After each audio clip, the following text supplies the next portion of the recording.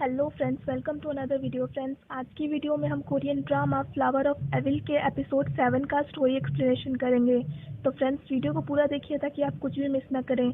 और अगर आपने हमारे चैनल को अब तक सब्सक्राइब नहीं किया है तो कर लीजिए ताकि आप आने वाली वीडियोज़ की नोटिफिकेशन मिस ना करें।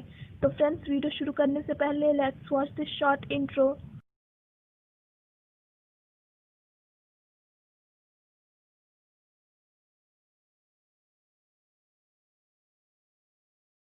एपिसोड 7 की स्टोरी स्टार्ट होती है 2005 के समर से, जहां एक्सीडेंट के बाद ह्योनसू को होश आता है तो वो एक अनजान जगह पे होता है। तो वहां से कुछ महंगे सामान लेकर भागने की कोशिश कर रहा होता है, पर तभी वहां ही सॉन्ग के पेरेंट्स आ जाते हैं तो उन्हें देखकर वो भागने लगता है। अब स्टोरी प्रेजेंट टाइम में आ जाती है, जहां जी वॉन सोते हुए ही सॉन्ग को देखकर कह रही होती है कि उसने ही सॉन्ग बनकर जीवॉन को धोखा क्यों दिया, और कहती है कि उसे बस एक कारण चाहिए उसे माफ़ करने का। जीवॉन जैसे ही सॉन्ग की तरफ अपना हाथ बढ़ाती है तभी ही सॉन्ग चौंक कर उसका हाथ पकड़कर उठ जाता है। तो जीवॉन उससे पूछती है कि वो चौंक क्यों गया, तो वो कहता है कि उसने एक सपना देखा इसीलिए वो चौंक गया। ही सॉन्ग पूछता है कि वो इतना जल्दी क्यों उठ गई है, तो जीवॉन कहती है कि वो लेट तक सो रहा है, और कहती है कि वो तो इतनी देर तक कभी नहीं सोता है तो फिर आज क्या हो गया। तो वो कहता है कि वो बहुत ज़्यादा रिलैक्स्ड फील कर रहा है। तो जीवॉन उसे नई वॉच देके कहती है कि उसकी पुरानी वॉच पुलिस को नहीं मिली है, तो वो अब अपनी वॉच को संभाल के रखे। ही सॉन्ग जीवॉन और यूना को जूस पीने को देता है और जीवॉन से पूछता है कि उसके बेसमेंट का लॉक कैसे टूट गया। तो जीवॉन कहती है कि लॉक उसी ने तोड़ा है क्योंकि उसकी फ्रेंड को यूना का कोई टॉय चाहिए था। मोजिन ने जांग योंग ही वाले टेप की वीडियो बना के सोशल मीडिया पर पोस्ट की थी। वो वीडियो वायरल हो जाती है। जीवॉन ही सॉन्ग की फैमिली रजिस्ट्री चेक करती है तो उसे पता चलता है कि ह्योनसू 14 साल से ही सॉन्ग बनकर रह रहा है और इसमें ही सॉन्ग के पेरेंट्स भी उसका साथ दे रहे हैं। तभी जीवॉन को मुजिन के न्यूज़ के बारे में पता चलता है। अब अगले सीन में एक न्यूज़ दिखाई जाती है जिसमें कि मुजिन रिपोर्टिंग कर रहा होता है और कहता है कि जांग योंग ही ने 2002 में बताया था कि वो दो मिन सुक के साथी का चेहरा नहीं देख पाई थी उस वक्त क्योंकि उसका चेहरा ढका हुआ था उसके कैप से। तो जब जांग योंग ही का दो मिन सुक के साथी के साथ कार एक्सीडेंट हुआ था, क्योंकि जांग योंग ही ड्रंक थी तो उसने उस बात को सेटल करने के लिए दो मिन सुक के साथी को अपना नाम और नंबर दिया था। तभी उस कार में से जंग मी सुक भागने की कोशिश कर रही थी, पर दो मिन सुक का साथी उसे ले जाता है ये कह के कि उसकी वाइफ ड्रंक है। तो जांग योंग ही ने पुलिस में जाके कंप्लेन की थी जिसके कारण दो मिन सुक को इन्वेस्टिगेट किया गया था। पर दो ह्योनसू ने दो मिन सुक की एलिबाई बनकर गवाही दी थी कि दो मिन सुक उस वक्त उसके साथ मूवी देख रहा था। तो पुलिस ने जांग योंग ही की बातों पर यकीन नहीं किया क्योंकि वो उस वक्त ड्रंक थी और उसके कारण उसका ड्राइविंग लाइसेंस भी कैंसिल कर दिया गया था। उसके 2 वीक के बाद ही दो मिन सुक ने सुसाइड कमिट कर लिया और सुसाइड केस इन्वेस्टिगेट करने के बाद यंजू सिटी के सीरियल मर्डर्स का पता चला। पर दो मिन सुक पहले ही मर चुका था तो केस ओपन होने के बाद ही क्लोज कर दिया गया और उसी के कुछ वक्त बाद ह्योनसू विलेज फॉरमैन को मारकर भाग गया। तो चांसेस थे कि ह्योनसू दो मिन सुक का साथी हो सकता है। तो जब पुलिस दोबारा विटनेस जांग योंग ही के पास पूछताछ के लिए गई थी तो कल्प्रिट से उसे पहले से धमकियां मिल रही थी, इसीलिए उसने अपना स्टेटमेंट ही पूरा चेंज कर दिया। ये न्यूज़ ही सॉन्ग के पेरेंट्स और दो हेसू भी देखते हैं। हेसू ये न्यूज़ देखकर घबराने लग जाती है। ही सॉन्ग जीवॉन को बताता है कि उसने बेसमेंट का लॉक चेंज कर दिया है और गलती से कहीं यूना वहाँ चली ना जाए इसीलिए उसे लॉक भी कर दिया है दोबारा से। जीवॉन ही सॉन्ग को मुजिन की न्यूज़ सुनाती है। जीवॉन ही सॉन्ग को कहती है कि वो कल की इवनिंग का शेड्यूल फ्री रखे उसके लिए। तो ही सॉन्ग पूछता है कि क्या वो उसे डेट पर ले जाना चाहती है, तो वो कहती है कि वो कुछ ऐसा ही समझ ले। ही सॉन्ग हाँ कर देता है। ही सॉन्ग बाहर जाकर कल्प्रिट की आवाज़ सुनता है और मुजिन को कॉल करता है। मुजिन उस वक्त पार्टी कर रहा होता है तो वो बाहर जाके कॉल रिसीव करता है। ही सॉन्ग उसे बताता है कि कल्प्रिट की वॉइस सुनकर उसे कुछ गड़बड़ लग रही है। तो मुजिन कहने लगता है कि अब ये केस उसके लिए बहुत इम्पोर्टेंट हो गया है तो वो उसे ना बताए कि उसे क्या करना है क्या नहीं करना है। ही सॉन्ग कहता है कि कम से कम मुजिन को तो उस पर विश्वास करना चाहिए कि वो दो मिन सुक का साथी नहीं है। तो मुजिन कहता है कि वो उस पर यकीन नहीं करता है। जीवॉन काउंसलिंग सेंटर जाकर ह्योनसू के बचपन की काउंसलिंग देखने लगती है। ही सॉन्ग के फादर ही सॉन्ग को कहते हैं कि उसने उसका भरोसा तोड़ दिया है तो ही सॉन्ग कहता है कि उसने टैक्सी ड्राइवर को बिना मारे ही प्रॉब्लम सॉल्व कर दी, तो वो गुस्सा क्यों लग रहा है। तो वो कहते हैं कि वो बात अलग है, और वो ही सॉन्ग को डो मिन सुक के साथी की आवाज़ सुनाकर पूछते हैं कि क्या ये आवाज़ उसकी है। तो ही सॉन्ग मना कर देता है। ही सॉन्ग के फादर कहते हैं कि वो अब उस पर यकीन नहीं करते हैं, और कहते हैं कि अगर वो उसका विश्वास फिर से जीतना चाहता है तो वो वादा करे कि अगर उसकी आइडेंटिटी एक्सपोज होने वाली हो तो वो सब कुछ छोड़कर फिर से दूर चला जाए जहाँ उसे कोई जानता ना हो। अगर वो ये वादा करेगा तो वो उसकी वाइफ और बेटे की देखभाल उम्र भर करेगा। तो ही सॉन्ग मान जाता है। काउंसलिंग सेंटर में जीवॉन को पता चलता है कि ह्योंसू के पास बचपन में एक कैसेट प्लेयर था, जिसे अगर कोई टच भी कर ले तो ह्योंसू बहुत ज़्यादा एग्रेसिव हो जाता था। तो जीवॉन नाम सुन किल की वाइफ ने जो उसे बैग दिया था उसमें से कैसेट प्लेयर निकालती है और सुनने लगती है। तो वो नाम सुन किल की वाइफ को कॉल करके पूछती है कि नाम सुन किल को ऐसा क्यों लग रहा था कि ह्योंसू बैग ढूंढने वापस आएगा। तो नेटवर्क प्रॉब्लम के कारण जीवॉन नाम सुन किल की वाइफ की बात सुन नहीं पाती है। हेसू मुजिन से मिलने आती है। तो मुजिन कहता है कि पहले तो वो काफ़ी हंसमुख हुआ करती थी, तो अब वो ऐसी क्यों लग रही है।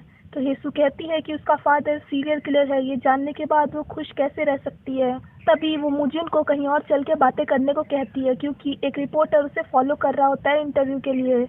जी वॉन ह्योंसू के पुराने वर्क प्लेस पर जाकर कैसेट प्लेयर के बारे में पूछती है। तो ओनर बताते हैं कि ह्योंसू उस कैसेट प्लेयर को लेकर काफ़ी ऑब्सेस था, और अगर उसे कोई छू दे तो वो बर्दाश्त नहीं कर पाता था। जीवॉन की माँ यूना को ही सॉन्ग की माँ के पास छोड़ के चली जाती है। तो यूना को अपनी उम्र से ज़्यादा हायर क्लास की बुक पढ़ता देख ही सॉन्ग की माँ बहुत ज़्यादा घबरा जाती है, और घबराहट में उसकी बुक फाड़ देती है और कहती है कि उसे ज़्यादा इंटेलिजेंट नहीं होना चाहिए क्योंकि ये उसके लिए हार्मफुल हो सकता है।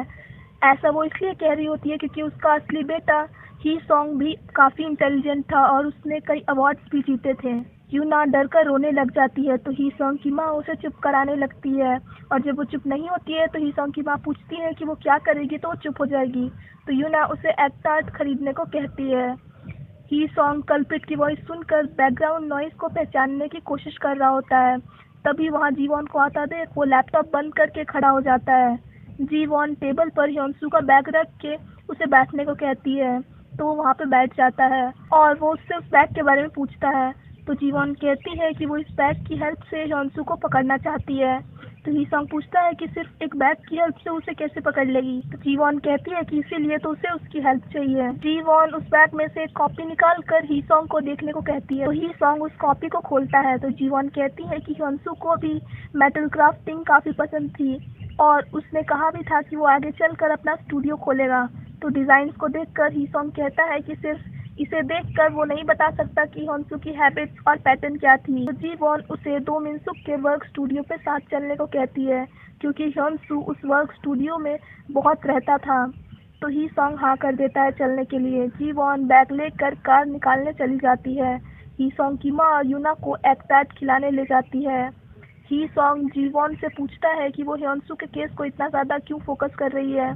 तो वो कहती है कि अगर वो ह्योंसू को पकड़ लेगी तो उसे बहुत अच्छा प्रमोशन मिल जाएगा। मुजिन हेसू को अपने घर लाता है बात करने के लिए।